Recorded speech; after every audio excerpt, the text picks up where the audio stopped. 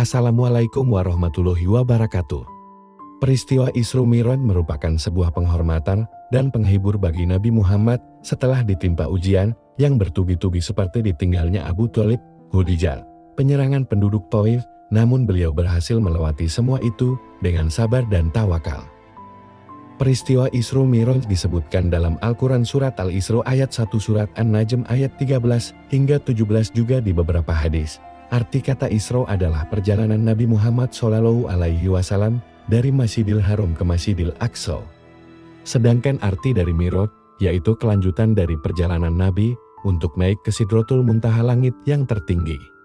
Tatkala Nabi Muhammad SAW sedang berada di suatu tempat bernama Al-Hijr, beliau didatangi oleh malaikat Jibril. Lalu malaikat Jibril mengajak Nabi ke sumur Zam-Zam yang terletak tidak jauh dari Ka'bah.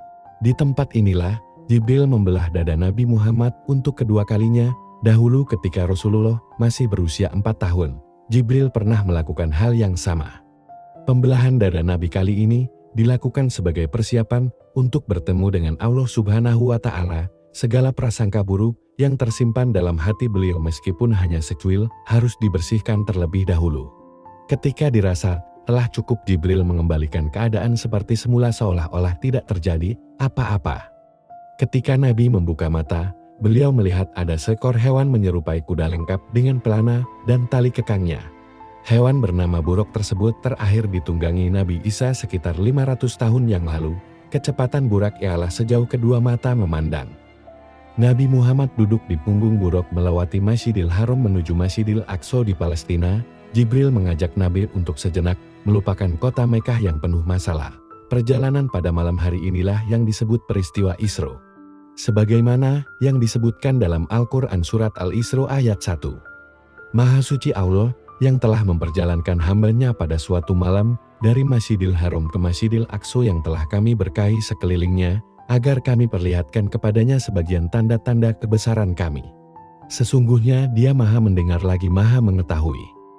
Buruk melesat dengan kecepatan tinggi. Sesampainya di Masjidil Aqsa, Nabi mengikat buruk di sebuah besi dan berjalan memasuki masjid, lalu beliau sholat 2 rakaat. Selepas sholat, malaikat Jibril membawa 2 buah minuman ke hadapan Nabi Muhammad. Gelas pertama berisi homer dan satunya berisi susu. Nabi Muhammad mengambil gelas yang berisi susu. Lalu malaikat Jibril berkata, "Wahai Muhammad, engkau telah memilih sesuai fitrah." Setelah itu, malaikat Jibril mengajak Nabi Muhammad naik ke langit. Inilah yang disebut peristiwa Mi'raj. Hanya sekejap Jibril dan Nabi Muhammad telah tiba di depan pintu langit pertama, atau disebut juga langit dunia. Malaikat penjaga pintu langit segera membukakan pintu dan menyapa Nabi Muhammad.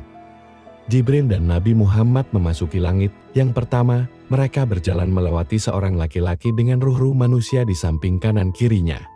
Ketika melihat ke arah kanan, laki-laki itu tertawa, sedangkan ketika laki-laki itu melihat ke arah kiri, beliau tampak sedih. Lalu Nabi Muhammad bertanya, "Siapakah laki-laki itu, wahai Jibril?"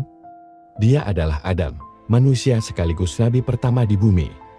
Nabi Adam yang mengetahui kedatangan Nabi Muhammad langsung mengenali beliau dan menyapa dengan hangat. Lalu malaikat Jibril menjelaskan penampakan para ruh di sekitar Nabi Adam kepada Nabi Muhammad. Para ruh sebelah kanan beliau adalah ruh para syuhada, sedangkan ruh yang berada di sebelah kiri beliau adalah ruh orang-orang yang sengsara. Selain itu, Nabi Muhammad juga diperlihatkan azab bagi orang yang gemar memakan harta anak yatim. Selanjutnya Jibril mengajak Nabi Muhammad untuk naik ke langit kedua. Jibril kembali meminta izin kepada malaikat penjaga pintu langit. Di langit kedua ini, Nabi Muhammad bertemu dengan Nabi Yahya dan Nabi Isa. Kemudian Jibril mengajak Nabi Muhammad untuk naik ke langit ketiga. Di sana mereka bertemu dengan laki-laki yang sangat indah parasnya, yakni Nabi Yusuf. Lalu Nabi Muhammad dan Jibril naik ke langit keempat dan bertemu dengan Nabi Idris. Ternyata Nabi Idris telah mendengar tentang Nabi Muhammad dan mendoakan kebaikan untuk beliau. Selanjutnya Jibril dan Nabi Muhammad melanjutkan perjalanan menuju langit kelima. Nabi Muhammad melihat Nabi Harun dan menyapanya. Ketika sampai di langit keenam, Nabi Muhammad melihat sosok Nabi Musa, namun tiba-tiba Nabi Musa menangis. Jibril yang penasaran bertanya kepadanya, "Wahai Musa, mengapa engkau menangis?" "Aku menangis karena ternyata ada nabi yang diutus setelahku tapi umatnya lebih banyak yang masuk surga dibandingkan umatku. Setelah berpamitan dengan Nabi Musa, Jibril mengajak Nabi Muhammad untuk naik ke langit ketujuh. Di sana mereka bertemu dengan Nabi Ibrahim. Di langit ketujuh inilah Nabi Muhammad diperlihatkan surga. Beliau masuk ke dalamnya dan tidak berhenti untuk bertasbih memuji kebesaran Allah Subhanahu wa Ta'ala. Selesai berkeliling surga, tibalah saatnya bagi Nabi Muhammad untuk naik ke Sidratul Muntaha.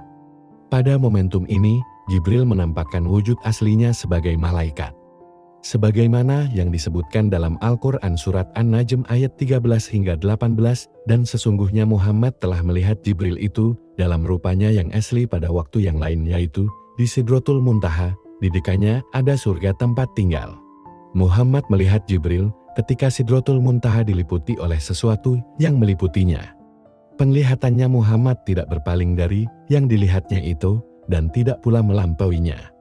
Sesungguhnya dia telah melihat sebagian tanda-tanda kekuasaan Tuhannya yang paling besar. Malaikat Jibril berkata, "Wahai Rasulullah, sebentar lagi engkau akan bertemu dengan Sang Pencipta, namun aku tidak bisa mengantarmu." Lalu Nabi Muhammad dinaikkan menuju Allah Subhanahu wa Ta'ala. Tubuhnya mendekat kepadanya dalam jarak yang tidak jauh, namun Nabi Muhammad tidak dapat melihat Allah Subhanahu wa Ta'ala secara langsung. Beliau melihat Allah Subhanahu wa Ta'ala dengan hatinya. Pada saat itulah Allah Subhanahu wa Ta'ala mewajibkan hambanya untuk sholat 50 kali sehari semalam. Setelah Nabi Muhammad menerima tugas dari Allah Subhanahu wa Ta'ala, beliau turun. Di langit ke-6 Nabi Muhammad berjumpa dengan Nabi Musa, mereka saling berbincang. "Wahai Nabi Muhammad, apa yang Allah perintahkan kepadamu?" "Sesungguhnya Allah Subhanahu wa Ta'ala mewajibkan kepada umatku untuk sholat 50 kali sehari semalam." Lalu Nabi Musa menyuruh Nabi Muhammad untuk kembali dan meminta keringanan. "Kembalilah wahai Muhammad, mintalah keringanan kepada Allah. Aku yakin umatmu akan keberatan akan hal ini." Nabi Muhammad mulai berpikir dan meminta pendapat Jibril, sedangkan Jibril menyetujui apapun keputusan Nabi. Akhirnya Nabi Muhammad kembali naik untuk menghadap Allah. Nabi Muhammad meminta keringanan untuk umatnya.